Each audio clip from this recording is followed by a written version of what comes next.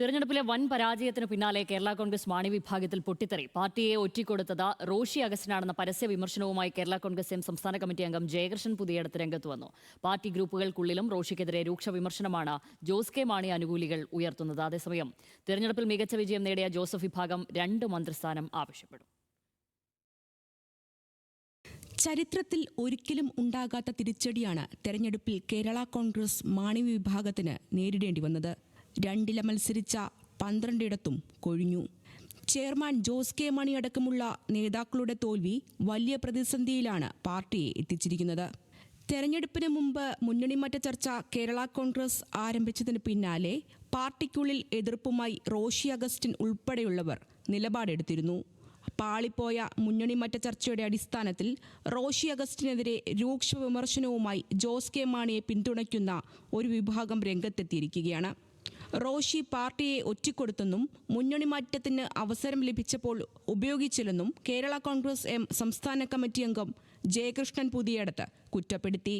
ഈ പാർട്ടിയുടെ പ്രതിനിധിയായി മന്ത്രിയായി 5 വർഷക്കാലം പ്രവർത്തിച്ച ശ്രീ റോഷി അഗസ്റ്റിൻ മാത്രമാണ്. അദ്ദേഹത്തിൻ്റെ ചില നിലപാടുകളാണ് ഈ പാർട്ടിയെ ഇത്രയും വലിയൊരു ഗതികേടിലേക്ക് കൊണ്ട് എത്തിച്ചതിന് എന്ന് പറയാതിരിക്കാൻ യാതൊരു നിവൃത്തിയുമില്ല.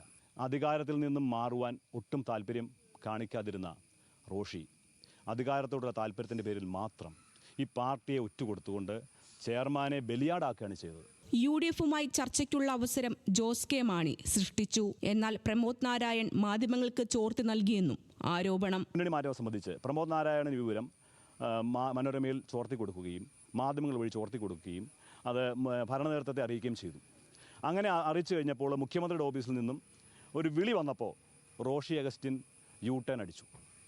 മുഖ്യമന്ത്രിയുടെ ഓഫീസിൽ നിന്ന് വിളി വന്നപ്പോൾ മടിയിൽ കനമില്ലാത്തവന് പേടിക്കേണ്ട കാര്യമില്ല എന്ന് പറഞ്ഞതുപോലെ എന്തുകൊണ്ട് റോഷി പേടിച്ചു? അതേസമയം മത്സരിച്ച എല്ലാ സീറ്റിലും പരാജയപ്പെടാൻ കാരണം CPM-ൽ നിന്ന് വേണ്ടത്ര സഹകരണം ലഭിക്കാത്തതാണെന്നും ഒരു വിഭാഗം നേതാക്കൾക്ക് അഭിപ്രായമുണ്ട്. കഴിഞ്ഞ തെരഞ്ഞെടുപ്പിൽ നിന്ന് വ്യത്യസ്തമായി മത്സരിച്ച 8-ൽ 7 സീറ്റിലും വിജയിച്ച തിളക്കവുമായി നിൽക്കുകയാണ് ജോസഫ് വിഭാഗം. Kerala Congress parliamentary party chairman Mons Joseph ആയിരിക്കുമെന്ന് അപ്പോ ജോൺ ജോസഫ് വ്യക്തമാക്കി. UDF ഒക്കെ ചേർന്നതിന് ശേഷം കേരള കോൺഗ്രസ് പാർട്ടിയുടെ നേതൃത്വ യോഗം ചേർന്നതിന് ശേഷമൊക്കെ വരുന്ന തീരുമാനങ്ങളാണ്. നിലവിൽ നില വന്ന എല്ലാവരും ഒരു പ്രാർത്ഥനയോടെ തുടങ്ങി. ഇപ്പം ഈ പറഞ്ഞ പോലെ മോൻസ് ജോസഫിനെ പാർലമെന്ററി പാർട്ടി നേതാവായിട്ട് തിരഞ്ഞെടുത്തു. പാർട്ടിക്ക് അർഹമായ സ്ഥാനങ്ങൾ പാർട്ടി ആവശ്യപ്പെടുന്നതാണ്. അത് UDF-ലും പ്രത്യേകിച്ച് വേറെ രീതിയിലൊന്നും തീരുമാനങ്ങൾ വരാനുള്ള കാര്യമില്ല. തൊടുപുഴയിലെ PJ ജോസഫിന്റെ വസതിയിൽ ജോസഫ് വിഭാഗത്തിന്റെ 7 MLA-മാരും യോഗം ചേർന്നു. 2 മന്ത്രിസ്ഥാനം ആവശ്യപ്പെടാനാണ് നിലവിൽ തീരുമാനം. ന്യൂസ് മലയാളം, കോട്ടയം.